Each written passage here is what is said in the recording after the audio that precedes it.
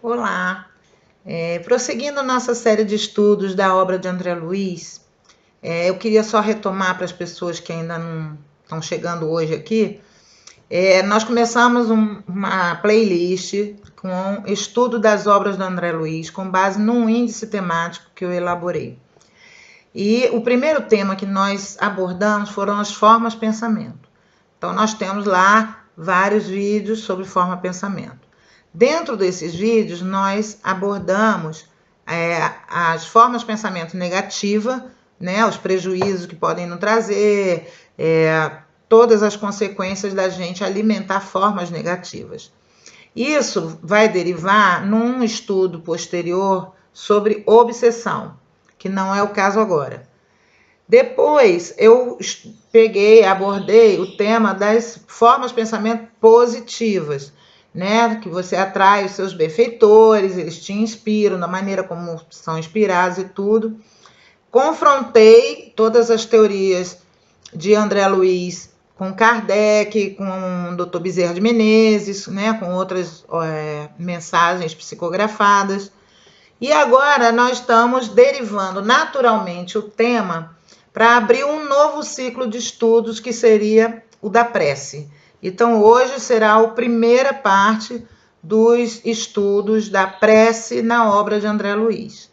E, obviamente, não tem como não começar com Nosso Lar. Nosso Lar é assim, básico para que a gente entenda a prece em si, como funciona, requisitos e tudo. Então, eu vou começar contando, para quem não viu o filme, não leu o livro, quem era? André Luiz era um médico que na Terra foi bastante materialista, e ele falece, e ele se vê no umbral. Umbral eu já expliquei no Facebook, lá no Pirilampo. Umbral é um portal. Nesse portal, você vai ficar mais tempo ou menos tempo, conforme o seu apego à matéria e a densidade da sua consciência, porque a nossa consciência é que faz o nosso juízo, né? Então, ele vai para essa região. Nessa região, normalmente, todos nós passamos, por quê? Porque todos nós temos que aprender a viver no mundo espiritual. Nós temos que nos livrar da fome, da sede, da vontade de ir ao banheiro, né? Para quem tem os vícios, né? Temos que nos livrar do fumo, da bebida, da fome sexual, todas essas coisas que não tem um corpo mais para satisfazer essas sensações, nós vamos ter que aprender a viver espiritualmente. Então, isso vai demorar mais ou menos tempo, vai ser mais ou menos doloroso, conforme nós estejamos mais apegados à matéria ou menos apegados à matéria. Conforme a gente tenha causado mais sofrimento ou menos sofrimento. Então, o André Luiz, o caso dele, ele era extremamente materialista, ele era um médico, ele era, digamos assim, que arrogante, orgulhoso, né, prepotente e completamente iludido da matéria, né? Ele viveu na matéria tudo que ele pôde. Ele era casado, ele tinha filhos, ele traía mulher e adquiriu sífilis.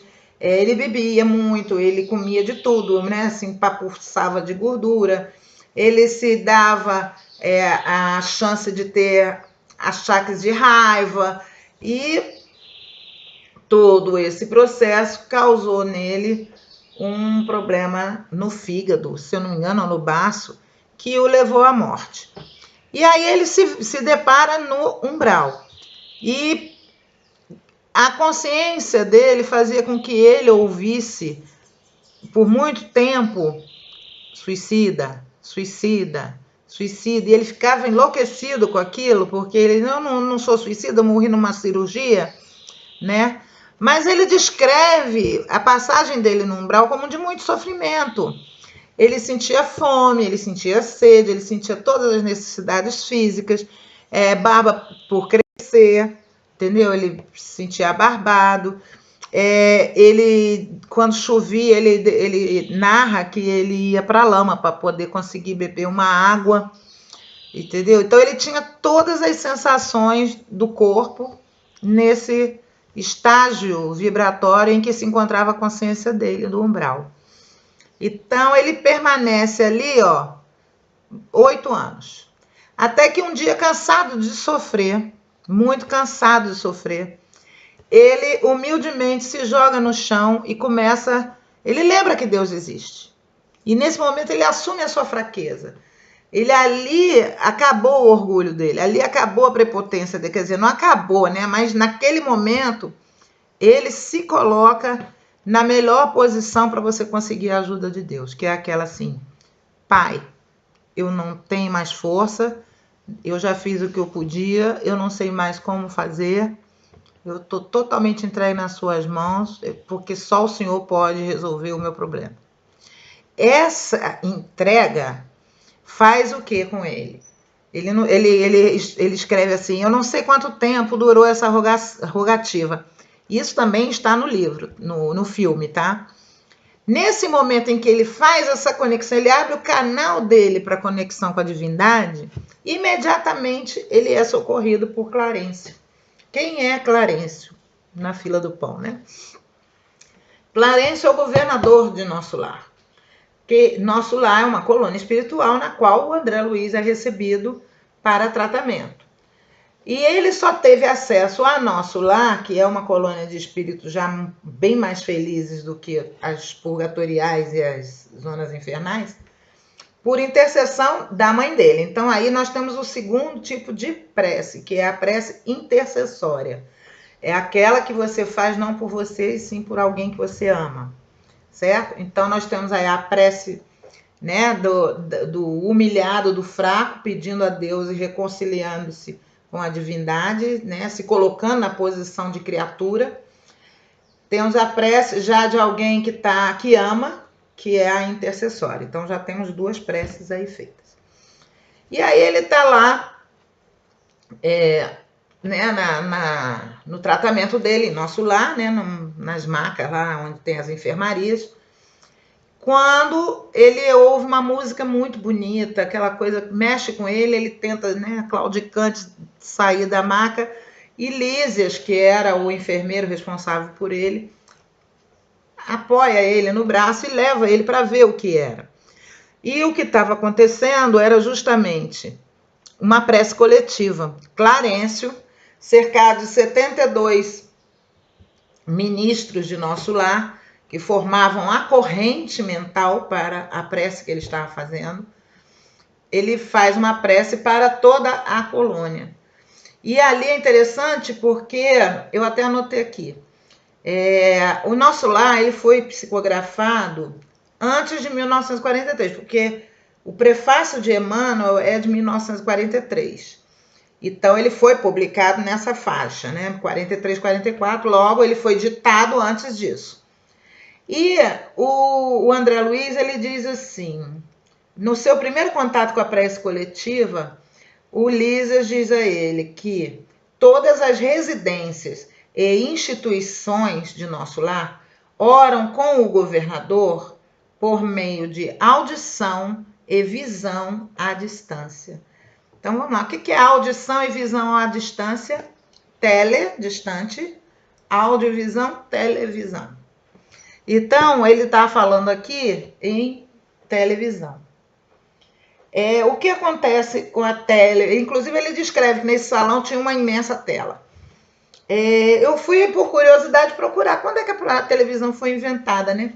Então, eles conseguiram, os pesquisadores, eu acho que dinamarqueses, transmitir uma mensagem, uma imagem à distância em 1927.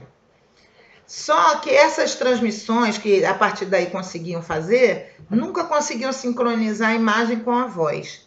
Essa experiência, imagem e voz sincronizada, é a primeira vez que se consegue na Terra é em 1942. Então, André Luiz estava falando de um aparelho que ainda estava sendo estudado aqui na Terra e ainda estava sendo em fase experimental, ok? Já existiam vários experimentos de transmissão de imagem e de voz, mas a imagem sincronizada da televisão com o som como a gente conhece e que depois veio se aperfeiçoando, ela começa a ser a transmissão dela em 1942. Achei isso muito interessante. Então, tirando essa curiosidade, a primeira coisa que a gente pode abordar aqui é a humildade na prece, tá? Então, quando André se desfaz daquela postura de eu era o médico, eu era o bambambam, eu era isso, eu era aquilo, e se coloca, pai, eu não aguento mais, eu não tenho mais força, eu sei que existe um Deus que minha mãe me ensinou quando eu era criança que eu tinha que orar por ele, só agora que eu estou lembrando disso, e ele se coloca nessa posição para receber ajuda, tá? Então essa é a primeira coisa, né? A humildade necessária para você abrir o seu canal com o Criador, com as forças do bem, tá? Segundo, o amor, né? No caso do André, ele ainda não tinha o amor, mas para você pedir para outra pessoa é o quê? É a necessidade, você colocar a necessidade do outro em primeiro lugar, colocando as suas depois, né? Então você faz uma prece ao Criador e às forças do bem, intercedendo por alguém que você ama e que está sofrendo, certo? Então seria a prece intercessória. E o Lísias começa a explicar nesse dia da prece coletiva para o André Luiz sobre o mecanismo da prece, e eu vou ler aqui para vocês verem como é bacana. Ele diz assim para André Luiz: no dia que você orou com tanta alma, quando compreendeu que tudo no universo pertence ao Pai Sublime, o seu pranto era diferente. Você sabia que há lágrimas, você sabia que há chuvas que destroem e chuvas que criam? Assim também são as lágrimas. É lógico que o Senhor não espera por nossas rogativas para nos amar. No entanto, é indispensável que nos coloquemos numa determinada posição receptiva, a fim de compreender-lhe a infinita bondade. Então, não é porque Deus precisa das nossas preces, Jesus, nenhum deles precisa. Quem precisa somos nós. Porque no momento que você se coloca em estado de prece, você vira a sua anteninha para as forças do bem. Você se coloca receptivo a se comunicar com as forças do bem, com os seus benfeitores, os seus protetores, aqueles espíritos que te amam, que possam vir em seu auxílio com autorização divina. Desse modo, o Pai não precisa de nossas penitências. Mas convenhamos que essas penitências, elas prestam ótimos serviços a nós. Entendeu? Deixa eu descer. Clarencio não teve dificuldade de localizar você lá no umbral, né? Atendendo aos apelos da sua mãe. Então, a mãe dele aqui fazia as preces para que Clarencio fosse resgatá-lo lá no umbral, tá? Clarencio achou o André rapidinho, tá? Você, porém, demorou muito a encontrar o Clarencio, ou seja, ele não tinha olhos de ver. Ele não se colocou receptivo a receber auxílio. Ele ficava o tempo todo o quê? Olhando para o seu próprio sofrimento, olhando para o seu umbigo. Essa postura, crianças, é a postura do depressivo, tá? Quando nós estamos depressivos, a gente só olha para o que nos falta, para a nossa dor. A gente não olha para o que os outros nos estão dando, a gente não tem gratidão, tá? Então, 2 bons exercícios para quem está depressivo é, em primeiro lugar, buscar olhar para o sofrimento do outro e, se puder, auxiliar, sem esperar nada de volta, auxiliar de bom grado.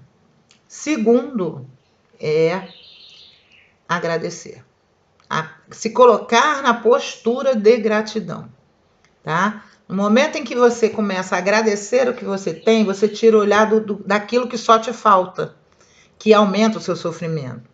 Então, é fundamental para nosso tratamento essas 2 posturas mentais, o agradecer e o olhar para o outro, tirar o olho do umbigo e olhar para o problema do outro, enxergar aquele que está numa situação pior do que a nossa. e tentar dentro da gente o que eu posso fazer para ajudar essa pessoa, né?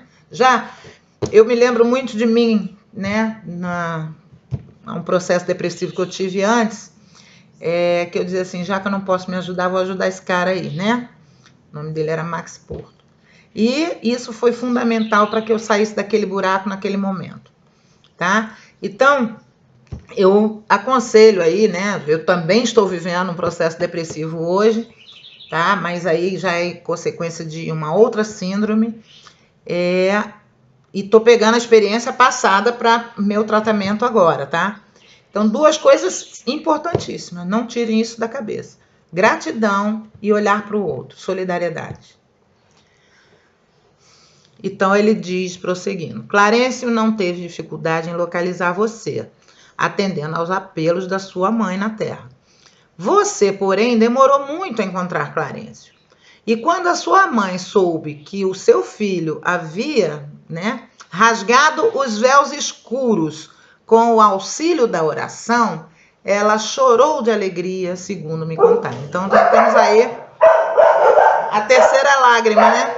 Temos aqui o choro que constrói, o choro que destrói, o choro de alegria. Começou tudo de novo, mas vamos continuar. Quando alguém deseja algo ardentemente, já se encontra no caminho da realização. Ok? Então, o André Luiz teve isso no próprio caso dele. Quando ele parou e desejou ardentemente que tirassem ele daquela situação, ele conseguiu imediatamente a resposta. Aí ele diz: anos a fio você rolou como pluma, albergando medo, tristeza, desilusão. Mas, quando você mentalizou firmemente a necessidade de receber o auxílio divino, você dilatou seu padrão vibratório na sua mente e alcançou visão e socorro. Então, eu acho que esse é o ponto fundamental de hoje, que eu não tenho como deixar de falar sobre isso. É o ponto que abre o estudo sobre a prece. Como é importante a prece na nossa vida. Ela é praticamente a única arma que nós temos para manter nossa sanidade espiritual e mental na Terra, ok? Pena que tão pouca gente saiba fazer a prece. Muita gente repete fórmulas exteriores, né? Não coloca o seu coração dentro da prece. Então, ele diz que tem 3 requisitos para a prece. A primeira é saber pedir. Segunda é acreditar que vai conseguir. A terceira é merecer. Esse merecimento, ele depende de quê? Da nossa humildade, da nossa fé e do nosso trabalho. Nada vem de graça, não. Tá? Então, esses 3 requisitos, eles fazem o nosso merecimento. É assim que a gente pode conseguir êxito com as nossas orações, ok? Esse é o primeiro estudo. Vou ficando por aqui para não tornar maçante. Tem material demais aí, que é só nosso lar, né? Fui para a obra toda, só estou em nosso lar. Para todo mundo meditar e fazer a sua experiência aí hoje, no seu momento de prece, tá? Coloque-se lá como aquele espírito. Se você não viu o André Luiz, veja o nosso lar, o filme. Tem no YouTube disponível para você ver. E você vai ver qual foi a postura do André Luiz, assim, despojado naquela lama, totalmente entregue, né? Fazendo a rogativa ao Pai. Então, se você tiver como fazer isso hoje, e você tiver com um problema que você não está conseguindo resolver, experimente se colocar nessa postura, abrir seu coração para o Pai, que você vai se colocar na postura, na receptividade, para ver a solução que está aí do teu lado, mas você não vê, para receber o socorro que está doido para chegar a você, mas você não abre a porta para ele. Tá bom? O problema está em nós, não está neles, não. Beijo da Lelê.